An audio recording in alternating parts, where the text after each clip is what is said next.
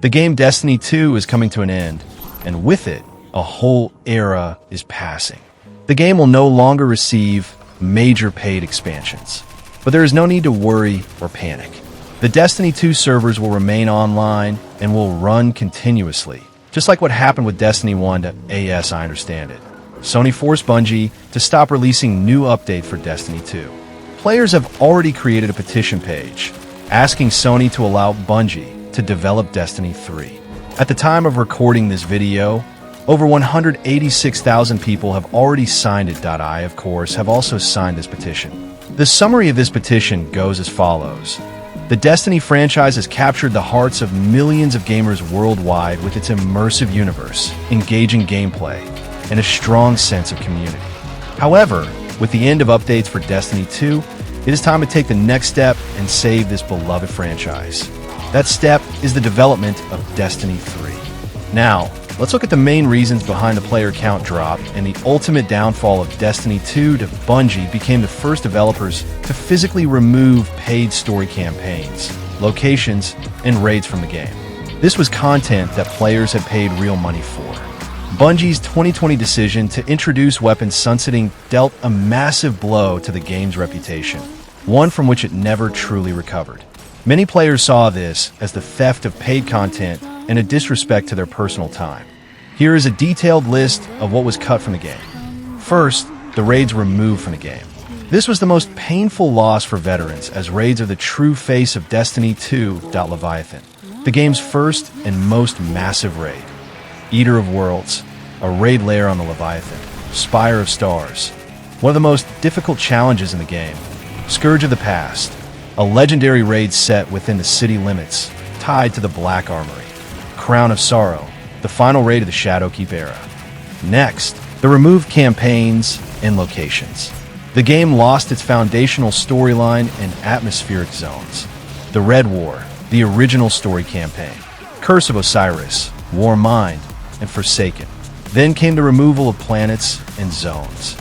Io, Titan, Mercury, Mars, and the Tangled Shore.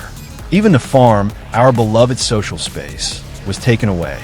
All of this was completely scrubbed from our favorite game, Destiny 2. Another painful blow for the players was the removal of exotic quests. Bungie cut some of the most exciting and well-crafted missions. These missions were the very soul of this game. I think many of you, just like me, love helping newcomers complete these exotic quests and earn their exotic weapons.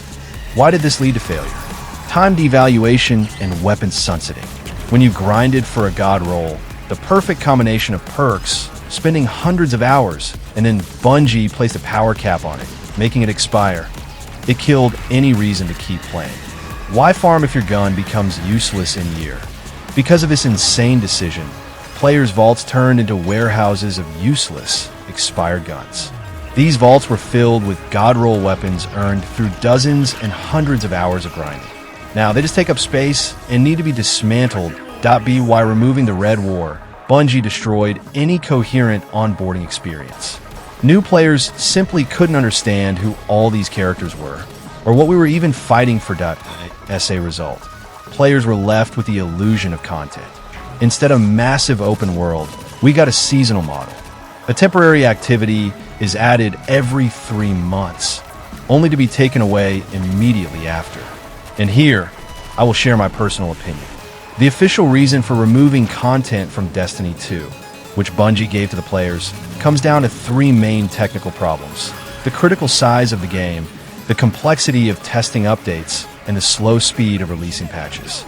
In 2017, for the vanilla release, the space required during installation or preload was approximately 68 gigabytes, and the space occupied after installation was approximately 38 gigabytes. In 2018, for the Forsaken expansion, the space required during installation was approximately 110 gigabytes, and the space occupied after installation was approximately 80 gigabytes. In 2019, for the Shadowkeep expansion, which was the peak size of the game, the space required during installation was approximately over 200 gigabytes, and the space occupied after installation was approximately 165 gigabytes. In 2020, for the Beyond Light expansion, which marked the content vaulting, the The space required during installation was approximately 120 gigabytes with a full re-download, and the space occupied after installation was approximately 65 gigabytes, representing a massive 100 gigabyte drop. In 2022, for the Witch Queen expansion, the space required during installation was approximately 150 gigabytes, and the space occupied after installation was approximately 90 gigabytes. In 2023, for the Lightfall expansion, the space required during installation was approximately 230 gigabytes, and the space occupied after installation was approximately 110 gigabytes.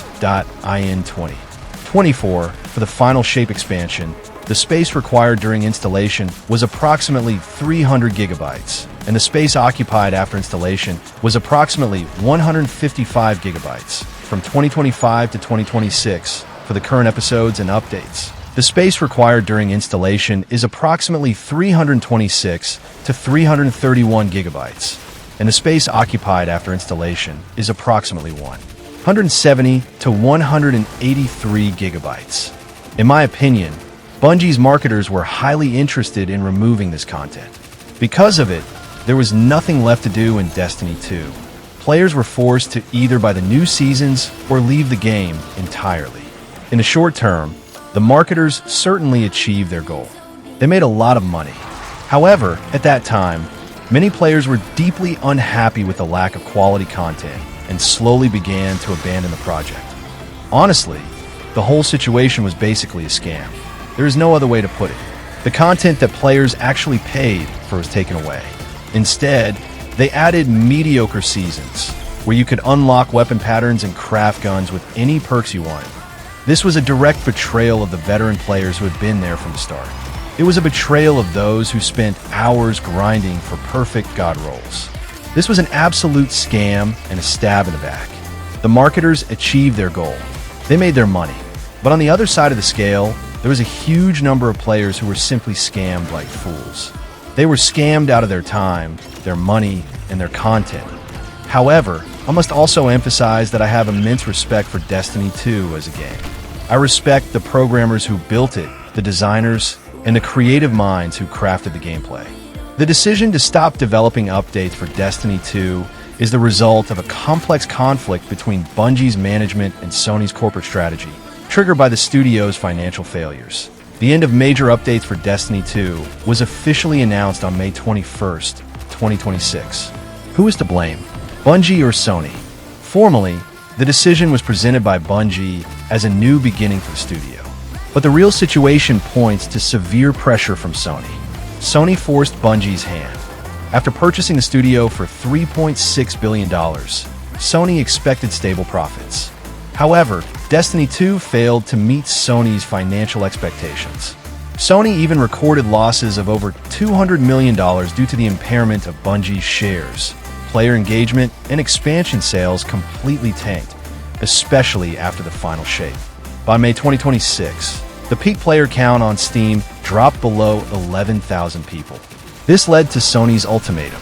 Sony refused to fund the development of Destiny 3 or any new expensive expansion for Destiny 2, viewing them as too risky. Instead, resources were forcibly redirected to the development and support of their upcoming game, Marathon. Then on June 9, 2026, an update called Monument of Triumph will be released for Destiny 2. Bungie has officially confirmed that this will be the last major content update under the Live service model. After its release, the active development of new expansions will stop. The studio will completely shift its focus to the Marathon project and other new incubation projects. Briefly about this final update. What exactly will be added? As I understand it, they will introduce a new currency, which we will apparently earn by completing triumphs. With this currency, players can purchase a massive amount of armor, accessories, and engrams that were previously only available in past seasons. As for truly new and interesting content, Destiny 2 will introduce Sparrow Racing, updated tracks from the original Destiny, and one completely new track will be added to the game. A unique set of weapons and armor will also be available, which can only be earned by participating in these races. The fate of the game. The Destiny 2 servers will not close. The game will remain in a maintenance mode, just like the first Destiny is right now. Weekly rotations of raids and dungeons, as well as holiday events, will continue to function. Personally, Destiny 2 will always remain the best PvE shooter for me. If Destiny 3 ever comes out with newer graphics, then yes, Destiny 3 will obviously take that crown. The game Marathon has been in development since 2026. Among Destiny 2 fans, there is a lot of resentment toward the Marathon project. Players see it as the main reason for the content drought in their favorite game. While the community was faithfully buying expensive expansions and season passes, Bungie was redirecting those funds, along with top programmers and designers, to create a completely new franchise. Because of the Marathon release, the Destiny 2 expansion codename Frontiers was officially delayed for 3 months, from March 3rd to June 9th, 2026. Unfortunately, Marathon has also drawn away part of the Destiny 2 player base.